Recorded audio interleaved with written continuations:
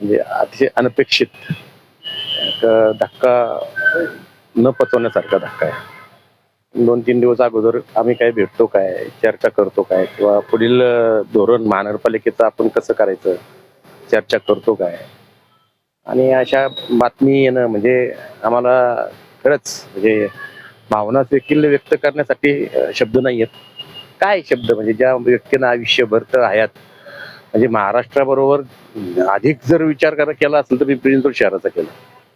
आणि त्या पिंपरी चिंचवड शहराला ते आमची सत्ता येऊ न येऊ तो मुद्दा नव्हता. सत्तेत तर दादा होतेच आहेत ते, परंतु पिंपरी चिंचवड शहरावर त्यांचं अतोनात प्रेम होतं. बारीक बारीक गोष्टी रस्त्यावर कचरा पडलेला सुद्धा त्यांना आवडत नव्हता.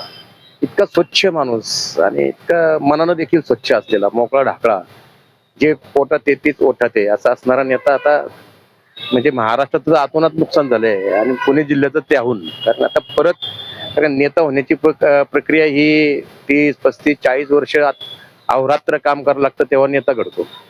आता कोण आहे जिल्ह्यामध्ये असं की दादांनंतर कोण, हा मोठा अनुत्तरित प्रश्न आहे. परंतु आमच्या सुनेत्रा वहिनी एक ह्या मातेच्या मायानं, वहिनींच्या मायानं त्यांनी हे सगळं दुःख बाजूला ठेवून आजीदादांचा आदर्श डोळ्यासमोर ठेवून ताबडतोब कामास लागलेले आहेत. कारण का शेवटी त्यांच्याही रक्तामध्ये तोच गुण आहे.